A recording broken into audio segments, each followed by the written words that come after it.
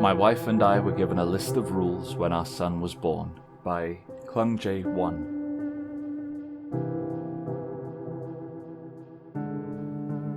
My wife and I wanted a child early into our marriage. We wanted a child we could call our own. We tried, time and time again, to no avail. My wife couldn't get pregnant. We watched as all our friends had children while we were stuck with nothing. My wife didn't want to adopt, like many of your friends suggested. She wanted a child of her own blood and flesh. As time went on, my wife became more and more depressed. She wanted a child so bad, and I felt guilty that I couldn't give her one. Eventually, my wife finally gave in, and we decided we were going to adopt a child. I tried cheering her up on the drive to the doctor checkup before we went to the adoption center. She didn't talk or even look at me. I could see out of the corner of my eyes that she was crying silently. When we got to the doctor's office, we checked in and grabbed the 2 available seats next to us. There was a man in the far corner of the room, and I could see he was staring at us. He had dark blonde hair with green eyes. He stared at me, and I got a weird feeling from him as I stared back. When we sat down, the man got up, and I could see he was at least 6'5" with big arms and a good build. He walked over to me and my wife and said, in a dark, deep voice, "Having some trouble, Mr. and Mrs. Roberts?" My wife looked up at him, then at me with a confused look on her face. "Sorry, do we know you?" my wife asked. The man chuckled, then said, holding out his hand, "No, but let me introduce myself. My name is Kyle Waller, but I'm known to many as Lazarus." We, not knowing what to do, shook the man's hand. I asked now, "Is there something we can help you with?" The man looked at me and said, "It's not I that needs help, but you." My wife, already being in a bad mood, said, "Look, creep, just tell us what the hell you want and leave us alone." The man stared at her for a long time, and I could see my wife starting to shake now. He said slowly, "I know the troubles you and your husband have had trying to have a baby. What if I told you that I can help you?" We were silent now. I thought to myself, how the hell does he know we can't have a child? I asked now, after an awkward minute of silence, "Who the hell are you?" "I am a servant to a higher being. No, it's not God. It's the one you know as Satan."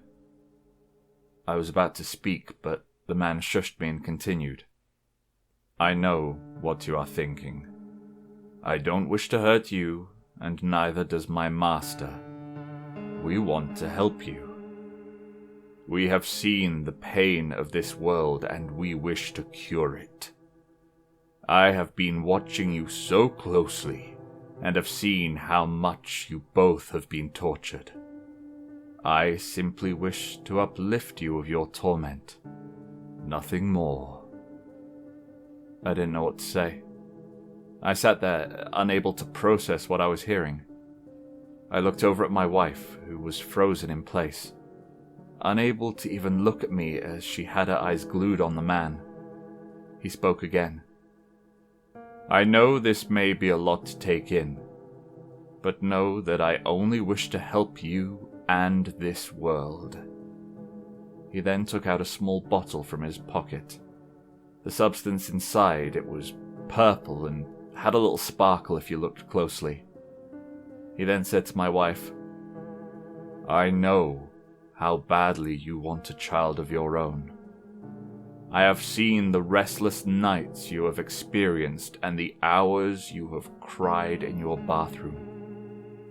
He then held the bottle right in front of her face and said, "Drink this, and your wish will come true." My wife stared at the substance. I was shocked when she grabbed it out of his hand. I spoke quickly now to her. Barbara, don't listen to this guy. He's crazy. That could be poison for all we know. We can have a child. Even if it isn't our own flesh and blood, it still would be ours.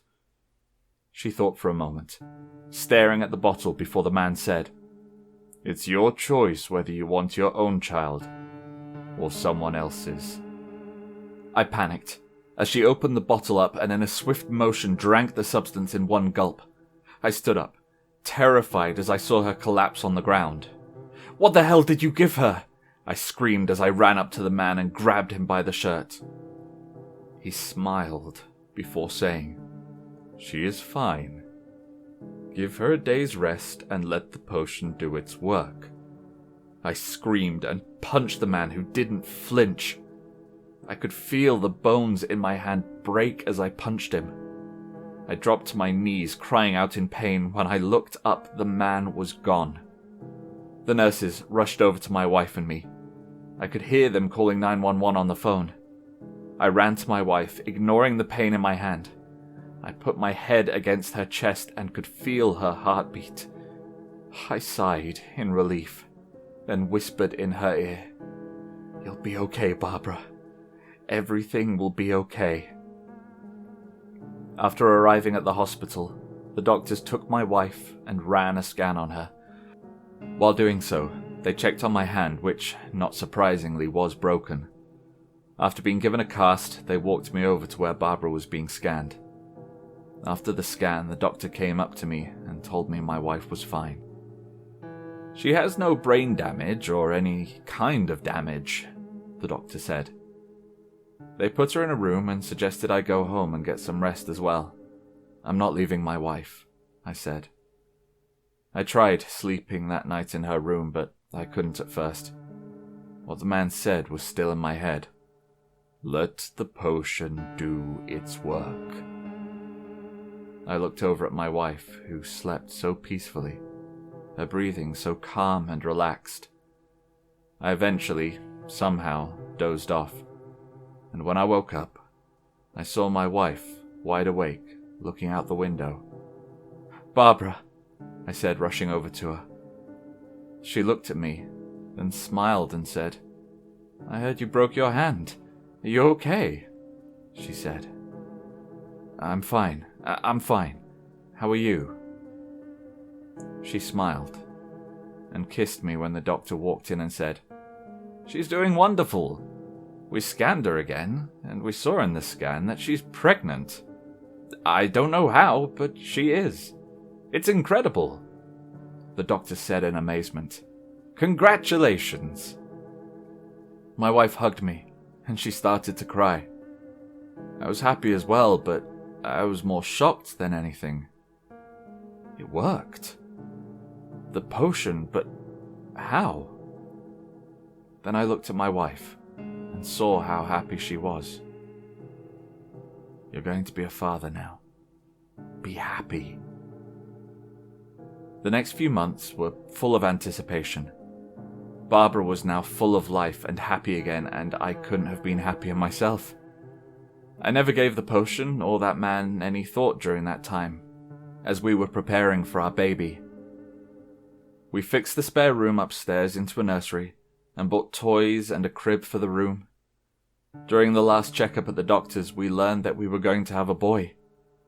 We painted a nursery blue and fixed it up even more. We wanted it to be perfect for our son. As the days grew closer to the delivery, we started to get more and more excited. Finally, on a Saturday morning at 9:36, Barbara's water broke, and we rushed her to the hospital. I waited right by her room for about an hour before a nurse came out and led me inside. "Are you excited to see your son?" she asked in a cheerful voice. "Very excited," I said. After leading me inside, the nurse walked out. No one else was in the room as I walked in to see Barbara holding our son in her arms. He was sleeping and woke up when I walked in. He didn't cry though, and I could see tears in Barbara's eyes as she was looking at him. "Our own beautiful son," she said to me as I leaned in to look at him.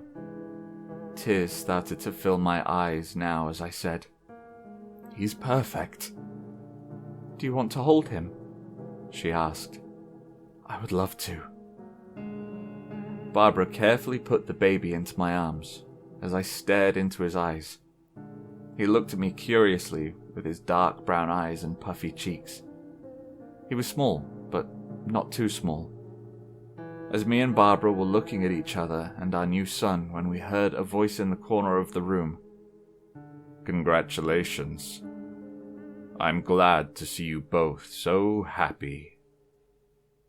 We turned quickly to see the man from before with his dark blonde hair and glistening green eyes. We stared at each other for a moment before the man walked over and looked down at our son. "He's gorgeous. He's even got your eyes," he said, looking at me. "Yeah. Thank you for helping us," I said to him.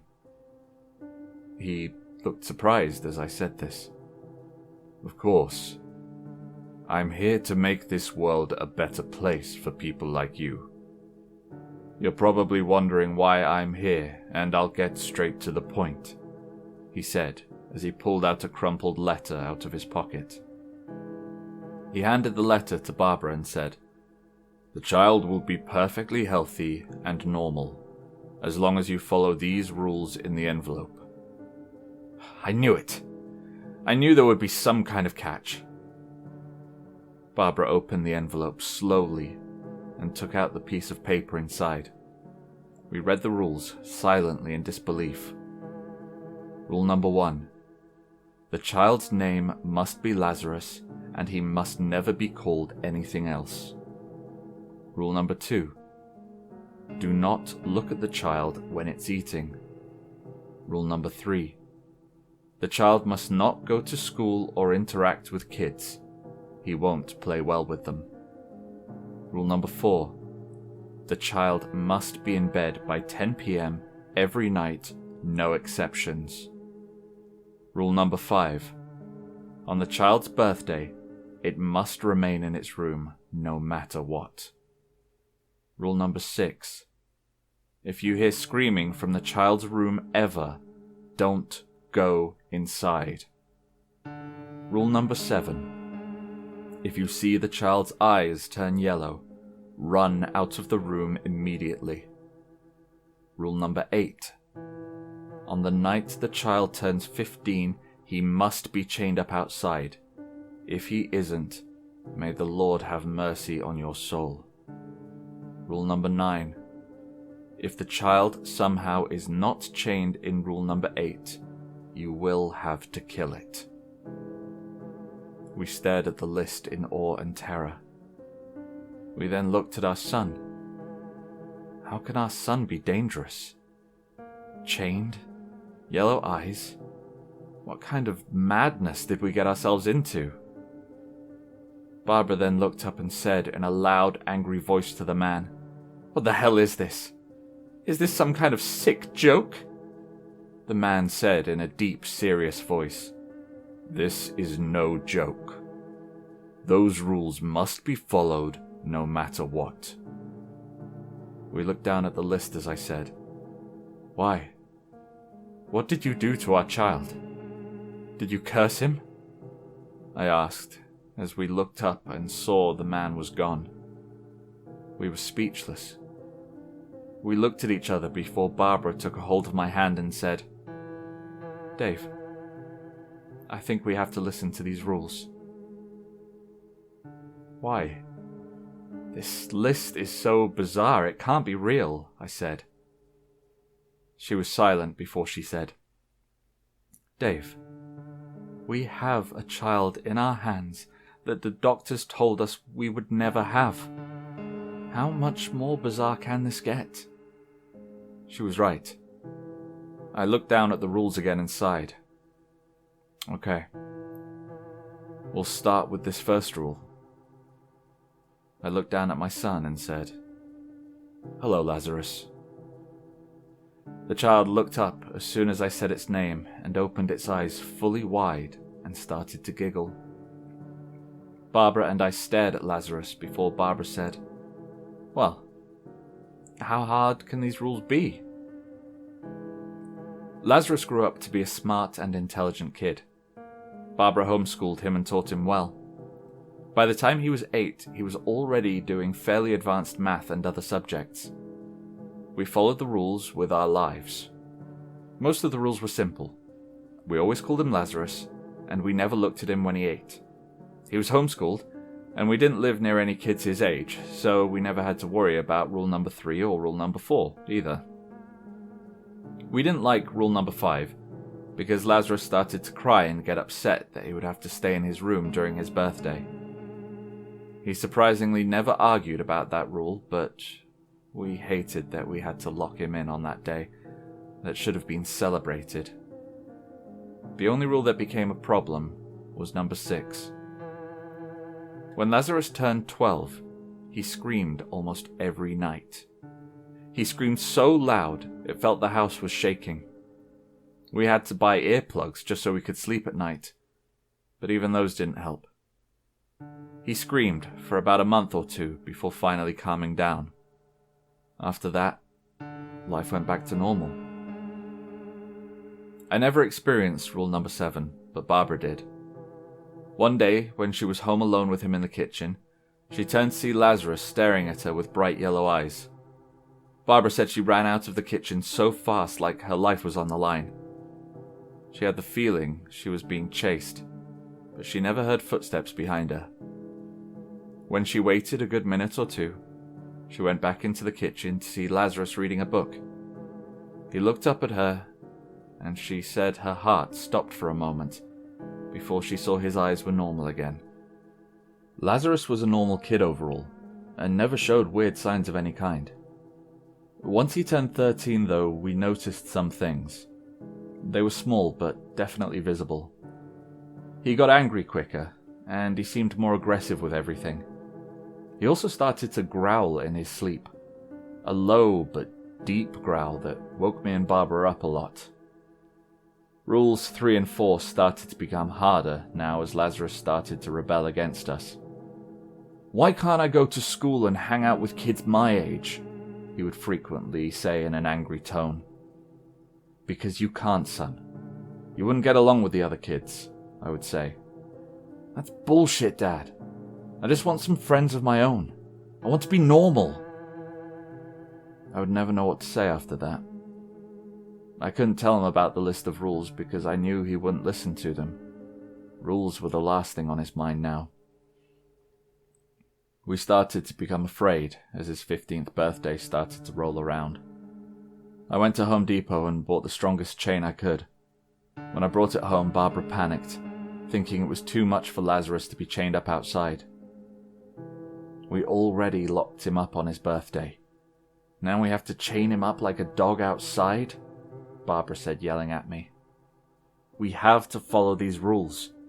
If we don't, I'm afraid of what will happen to us and him," I said in an anxious voice. She still wasn't happy. That whole week, I would hear her crying in her sleep every night. I did feel bad for our son, but I knew, and she knew, what would happen if we didn't follow that rule. The night before Lazarus turned 15, he said to us as we were eating dinner, "Why don't we ever celebrate my birthday?" Barbara and I froze as we heard this. We knew this question would come up, and eventually we tried to come up with an answer, but we couldn't. Barbara spoke first. "Lazarus, just because we don't celebrate your birthday doesn't mean we don't love you." Lazarus then spoke in an angry tone. "You didn't answer my question. Why the hell don't we ever celebrate my birthday?" Barbara was silent now. I finally spoke up. "We just can't, son.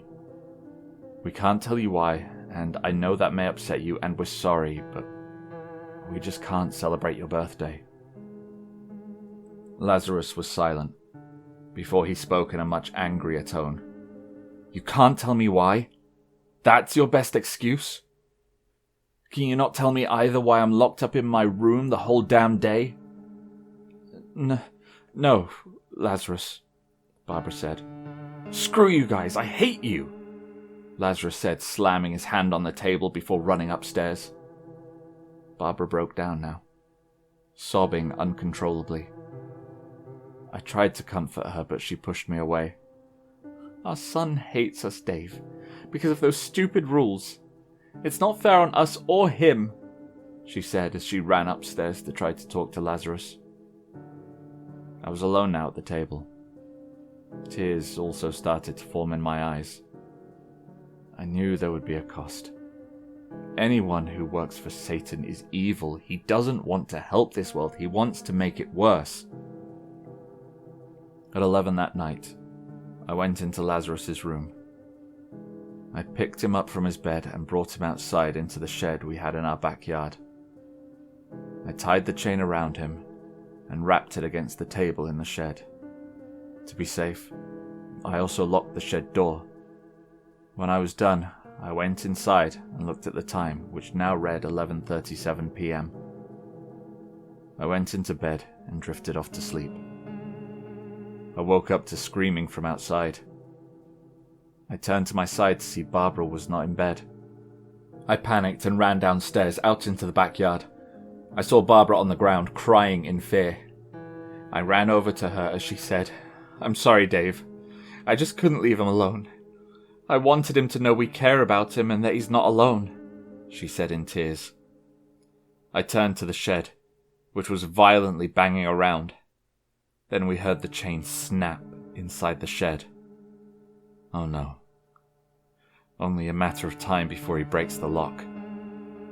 I helped Barbara to her feet as we ran inside before we heard the lock snap off right behind us. We ran upstairs and into our room. We could hear fast footsteps approaching. We looked around to see where we could hide and decided on our closet. We ran and hid inside just as we heard the door bust open.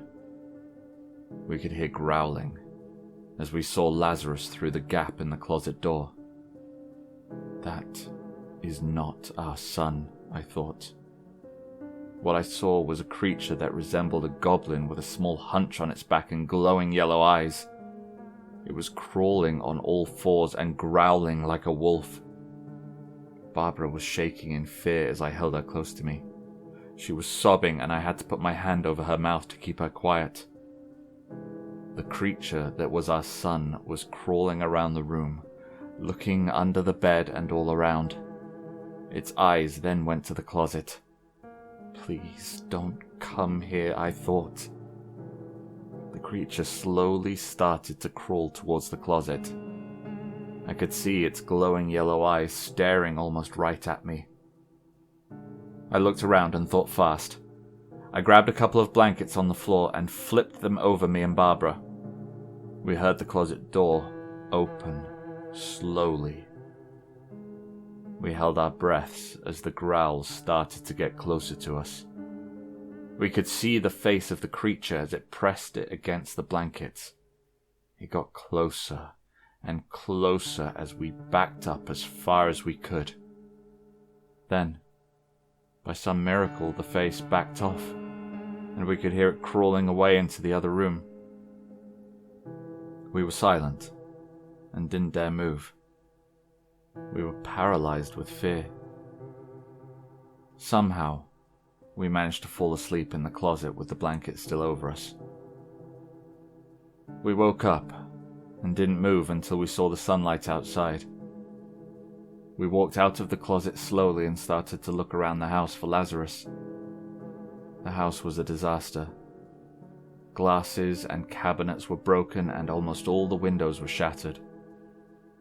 We called out for Lazarus but got nothing in response. We searched all day for him until we eventually called the police and reported him missing. We were heartbroken. Our son was gone, and if he came back in the form he was in, we would have to kill him. Our beloved son. That night, as we were about to go to bed, we heard a knock at the door. Barbara ran downstairs before I could stop her. I ran down right beside her, and when she opened the door, she stood still like a statue. I ran over to the door and saw someone I prayed I would never see again. It was the man, the original Lazarus. He looked down at us and said in a deep, hardened tone, "I gave you a child, and all I asked for in return was for you to follow the rules I gave you." Neither of us could speak, as we were still in shock. The man spoke again. "I'm not here to punish you. That is not my job. I'm here to warn you. You broke the most important rule. Now you have let out a monster into this world." Barbara yelled at the man. "Why did you give us this list? You ruined our son's life. I know my son, and I know he is not a monster. He needs us now more than ever." "Did you not read the rules?" he asked in a calm voice. "Of course we did," Barbara said. "You know what will happen then. That thing out there now is not your son. You know what you must do, and I hope you make the right decision." The man then turned and walked away slowly. Barbara slammed the door shut and started to cry again. "I can't, Dave. I can't kill our son," she said. "We have to, Barbara. We messed up, and people will die if we don't kill him." She looked down with tears in her eyes. Then she looked up at me and nodded slowly. "We knew he would come back. We just didn't know when." The next day I went to the gun shop nearby and bought a shotgun and ammo. I knew we were going to need it. We stayed up that night and waited by the door, but there was nothing. We waited for hours and hours. By that time, Barbara was now fast asleep, and I started to drift off as well. Before I did, though, I heard a voice outside. "Mum? Dad?" I jolted, wide awake now. "He's here." Barbara woke up as soon as she heard the voice too and started to head towards the door. I stopped her before she opened it. "That is not him, Barbara. Don't listen to it." She looked at me, then at the door as we heard another voice outside. "Mum, I'm cold. I want to go inside. I miss you guys, and I'm sorry that I yelled at you." It almost fooled me. I even started to reach for the door handle before reality kicked in and I stopped myself. Before I could even stop her, Barbara flung the door open. I pointed my shotgun, expecting to see the monster I saw a couple of days ago.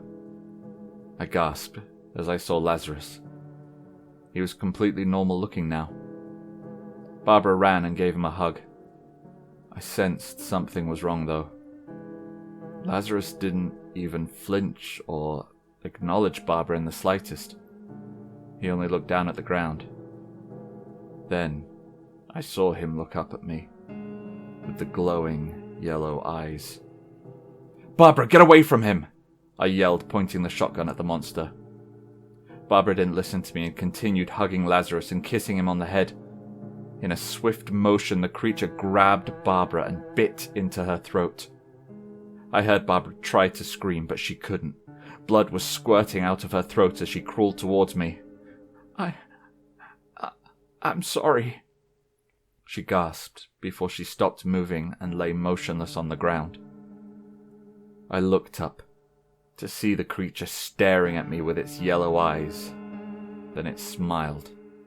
Seeing its razor-sharp teeth covered in blood, I fired a quick shot at it and ran towards the backyard. I ran into the shed where I could hear the creature crawling right behind me. I made it into the shed just in time as I heard a loud bang when I closed the door. I held the door as I heard the creature banging on it. I tried with all my might to keep the door closed, but I couldn't. I then spotted a spare lock I had in the shed and quickly locked the door with that. The creature banged and banged. Slowly, I saw the lock starting to break. No. It can't end like this. I started to cry now, knowing my fate was sealed. I then looked down at the shotgun and thought, if I'm going to die, I am not going out without a fight. The creature gave another hard bang at the door before the lock gave out. I cocked the gun back and pointed it at the creature. It looked at me with its yellow eyes glowing in the night. The last thing it said to me in a dark, raspy voice was, "Let's have some fun, Dad." Hi everyone, the Archivist here. Thanks for listening to this story. If you want to hear more like this, make sure you go check out the rest of the channel, and if you have any suggestions for stories that you'd like me to read, make sure you DM me over at Twitter at archivist_the. Thanks again for listening, and remember to like, share, and subscribe.